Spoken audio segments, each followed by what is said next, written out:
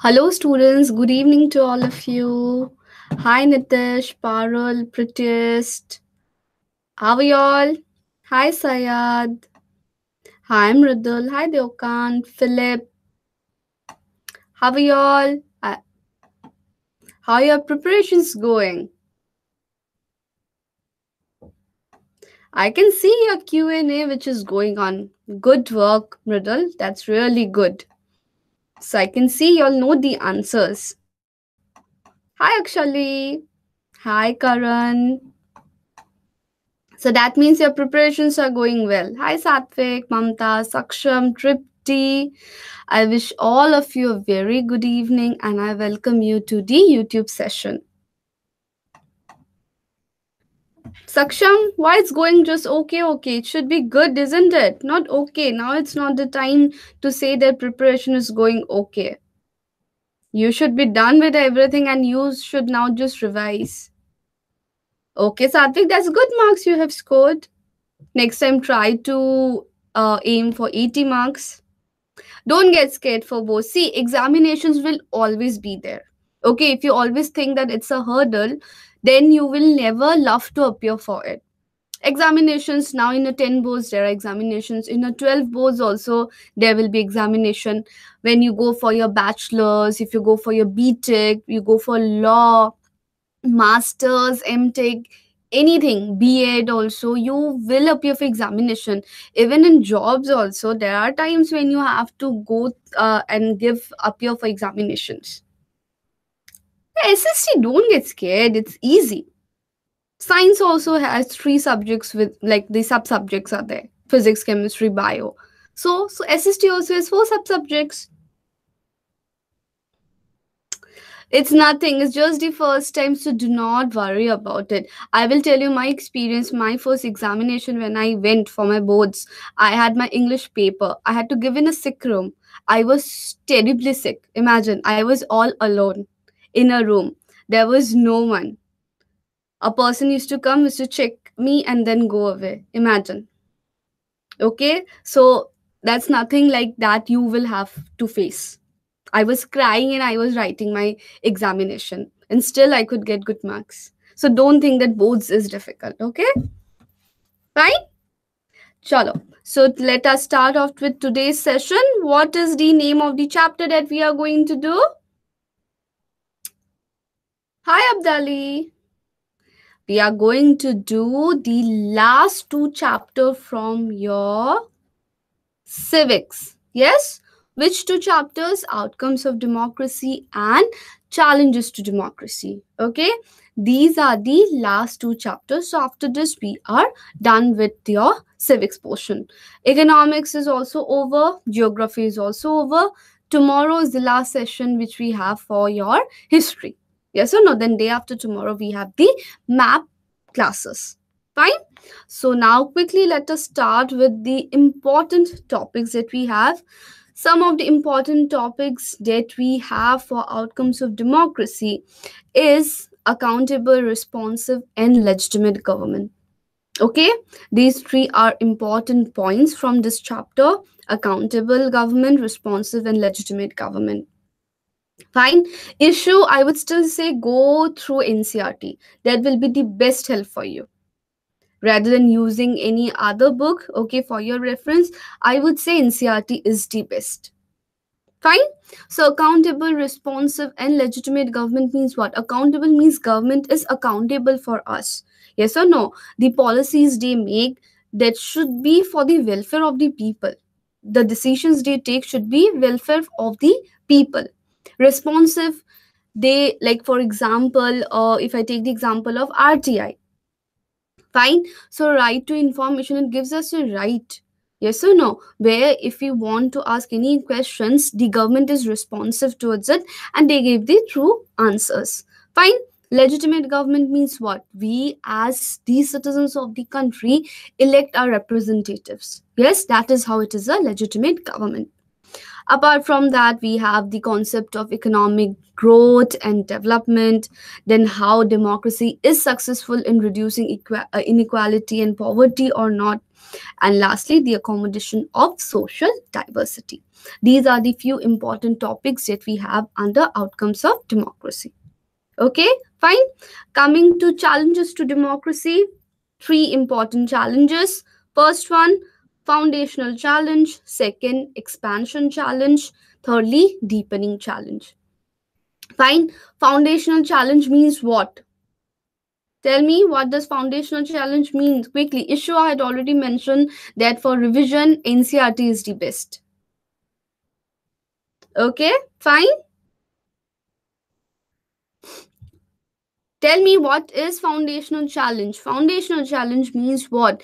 That the shift from a non-democratic to a democratic government. Okay, the shift from your non-democratic to democratic government is your foundational. Foundation means what? The base. Okay. Second challenge of expansion, how you can expand the features of democracy.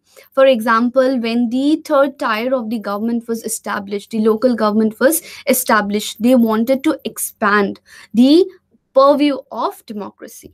Fine. Then third one, challenge of deepening of democracy. It means that the democracy, the features of it should go to the roots, okay, in the places, into the lives of the people, to build a strong constitution. Very good. Fine. Then next we have the different political reforms that were taken, and lastly the points for your redefining democracy. Okay, clear all of you? Hi Jyoti, hi Sarah. Fine. So these are the few important topics that we have from both these chapters. Now let us look at the one marker questions that we have in front of us. Fine. So the first one is, which form of government is best suited to accommodate social diversity? What do you think? Which type of government is best suited to accommodate social diversity? You're absolutely correct. It is none other than a democratic government. Yes or no? Why? Because democracy is such a kind of government where we have the freedom, we choose our leader. Okay? Fine. Then next question is, which type of government has a higher rate of economic development? Which one? Tell me, which type of government has the higher rate of economic growth and development? That is none other than a dictatorship. Yes, that's a non-government, non-democratic type of government. Okay, clear? Why? Because see, in dictatorship type of government, now the main aim here is that there are no freedom or rights which is given to the people. So whatever the dictator says, you have to follow it. Yes or no, without any question. Here, if you're trying to formulate any policies, the people might question, some of the organization might question. Yes or no? But in dictatorship, there is no cross questioning done. Yes, so that is why dictatorship type of government has a higher rate of economic growth and development. However, if you see, if you compare it with democracy, okay, if we see that in democratic setup, there is less rate of economic development and growth compared to dictatorship type of government. However, their benefits which we have is that the people have their own rights and their freedom. Very good. Yes, Sarah. Democratic government has much better positive outcomes. Okay, clear? Then third one is, which right is or which act is known as the watchdog of democracy? This is very easy. All of you all should know this. The Right to Information Act. Okay, which act? The Right to Information Act. And in which year was it? Did it come into effect? Right to information, very good, in the year 2005. Very good. So you all know. Okay. Just a second. Now, next one is your which type of challenge is being faced by the number of one fourth of the countries? Which one? Which challenge? Come on, tell me. Students, please don't disturb the other, like the ones who are not interested. You are free to leave the session. Others, please focus on what I'm teaching you. Yes or no? Very good. The foundational challenge. Yes, the foundational challenge of democracy is being faced by one fourth of the countries of the world. What was the foundational challenge? Come on, tell me. What do you mean by the foundational challenge? Just now I have explained it to you all. Foundational is the first one. What does foundational mean? It means base. Yes or no? It means the shift from the non-democratic to democratic. Very good. Okay, very good. Now let us come to the 3-marker questions that we have. The first question is, why is democracy a better form of government?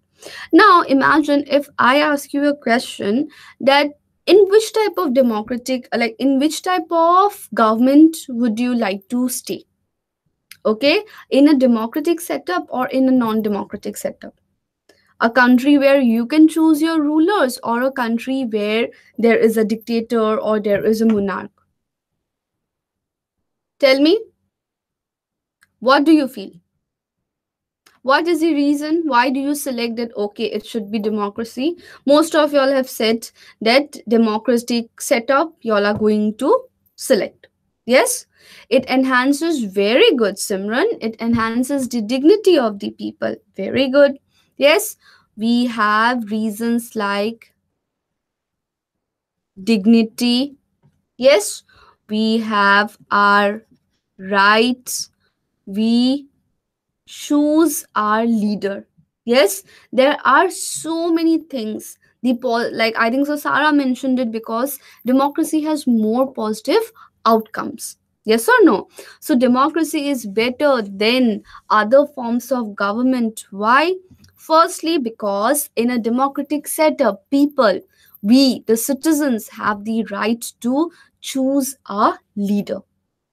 Yes, the preamble itself starts, we the people.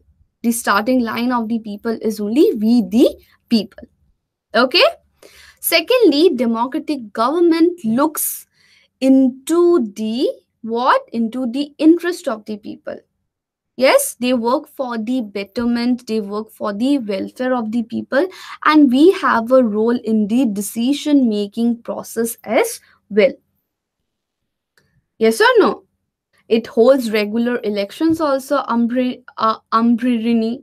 Yes, very good. That is absolutely correct. Yes. Then the rights that we have are also protected rights. It is just mentioned in the constitution that we have these rights, okay? Right to freedom, right to religion. However, if we see that our rights are being violated, then what can we do? We can fight for our rights. Yes or no? We can fight for our rights. And then lastly, we see that it promotes the equality, okay, of status and opportunity for the people. There is no discrimination that has to be faced by the people on the basis of your religion, on the basis of your caste. Okay, if we are going to cast a vote, just because maybe a male person is giving a vote, that will be counted too. Or maybe imagine there's a businessman, he is going to cast a vote, it will be counted as 2. And if I'm a female, I'm casting my vote, it will be taken as 0. No, it is equal for everyone. One person, one vote. Okay, if I want to go, I want to use a public transport, no one can deny me, neither a person maybe who is lower status than me. Okay, these are some of the reasons that makes democracy a better form of government compared to others. Okay, of course you can add your points if you have other points in your mind. Clear, all of you? Okay, now let us come to the next question. Fine. The next question is, write a short note on the Right to Information Act. This is a very easy one. Yes or no? Right to Information Act. All of y'all know about it. In grade 9 also you all have learned in the chapter Democratic Rights, I think so. Yes? So, Right to Information Act, in which year was it enacted? Already all have given this answer. Yes, on the date is also given here, 2005. You'll remember the exact date is 15th June 2005. Okay, it was bought under which article? Very good, Ishant. It was bought under the fundamental right to freedom. Okay, under the right to freedom, it is a part of Article 19(1). Yes, which states what? It states that every citizen has the freedom of speech and expression. Okay. Fine. Every citizen has the freedom of speech and expression. Its main objective, what's the main objective? To promote, firstly, transparency, and secondly, accountability among the citizens and the government. Fine. The main objective was to promote transparency and accountability among the citizens as well as the government, so that there is an effective functioning of the government. Fine. They give certain powers to the people. First power is what? That if we have any queries in mind, any doubts in mind regarding the government work, we can seek information.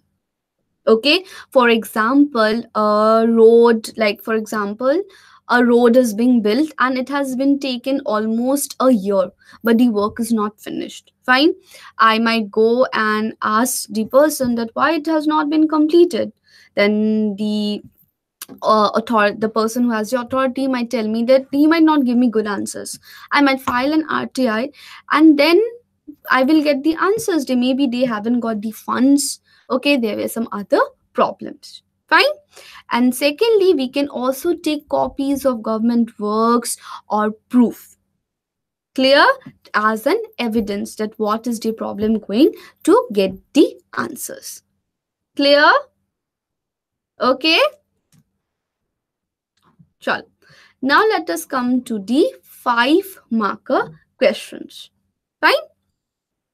First one is, democracies have led to peaceful and harmonious life amongst the citizens.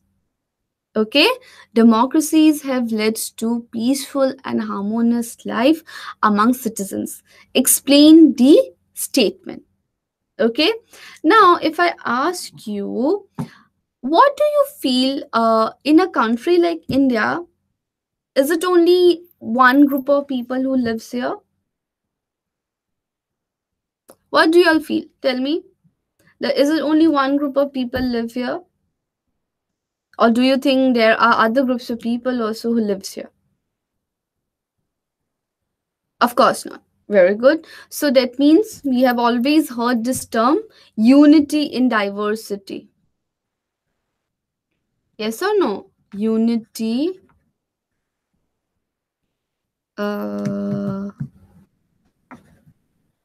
diversity. Unity means what? Coming together. Yes or no? Diversity means what? Diversification, various. Very good, Sarah. We have different social groups. Yes, we are different in terms of culture, in terms of language, in terms of community, religion, caste, etc. Fine.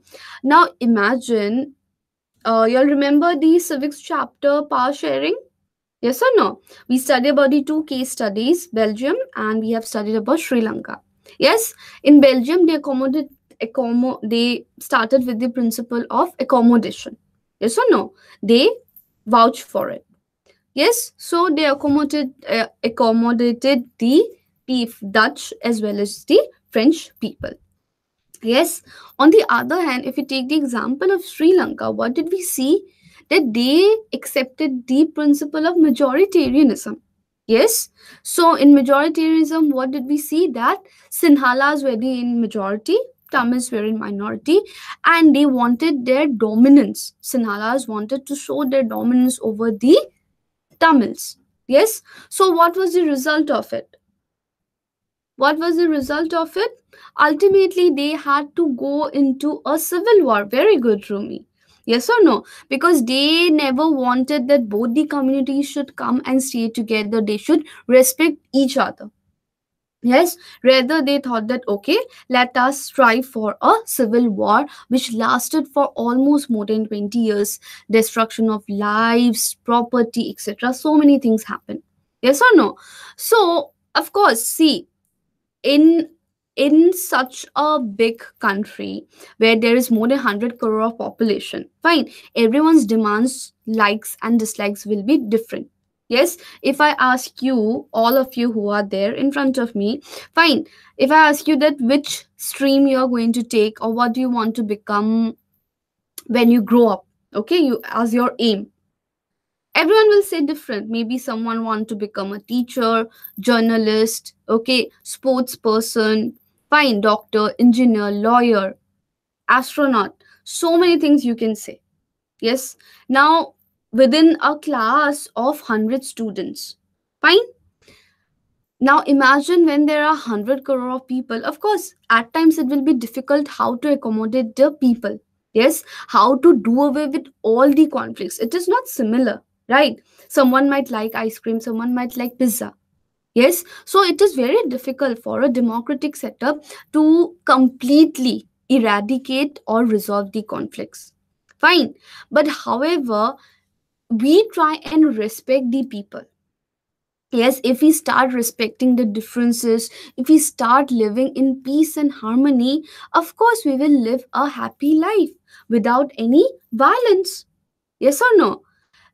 Generally, what do we see? Non-democratic government will never give any importance to the social differences. Okay, they will just suppress everything. Yes, however, we see more positive outcomes in a democratic setup. Why? Because they try to accommodate the people. Okay, they do not only target one particular group of people, they target for everyone's welfare and benefit. Plus, we as citizens also have an important role. Yes, we choose our leader, the ruler. Yes, we are a part of the decision making process. It's not only when a leader is winning, it's only the majority of people, like for example, only Hindus are voting or only Muslims are voting. Okay, only business class people are voting. It's nothing like that. Yes, everyone comes together, then only, of course, a leader can be selected. Yes, and if we see that, imagine there are no elections happening. Fine, only a same political party, for example, in China, one party is only winning the elections. Then what is going to happen? That means it's not the true democracy. Yes or no? Yes, so democracy also needs to fulfill certain conditions so that they can live in peace and harmony. The people can live in peace and harmony. Which are some of the points that we have? Firstly, people's rights should not be violated. Okay, people's rights should not be violated, that should be protected. Secondly, laws and policies should be kept made, okay, keeping in mind about the welfare of the people. If it is against the constitution or it's against the rights, of course it will be null and void. Fine. Then lastly, majority and minority should go hand in hand. Okay, they should respect each other's decisions and opinion. Clear? These are the few points which you can give for this answer. Okay. Now coming to the last question. What are some of the challenges faced by democracy in India?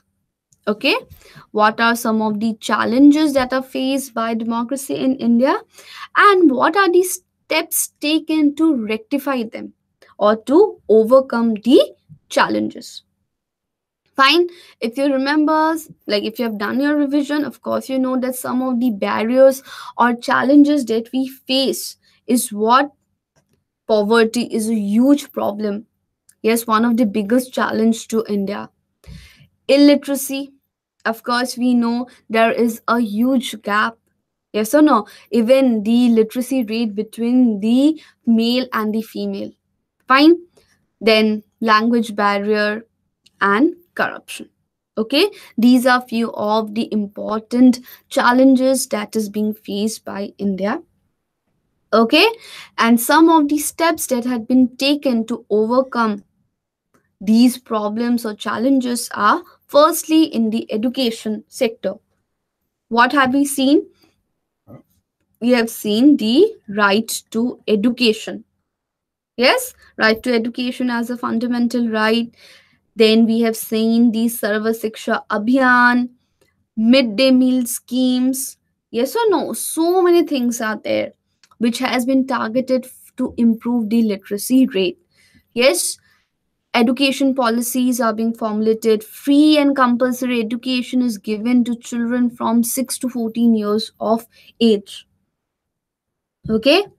Secondly, poverty alleviation programs. Yes, which are some of the poverty alleviation programs which are targeted to remove poverty? You can talk about the NREGA, which has been changed to MGNREGA. Yes, yes or no?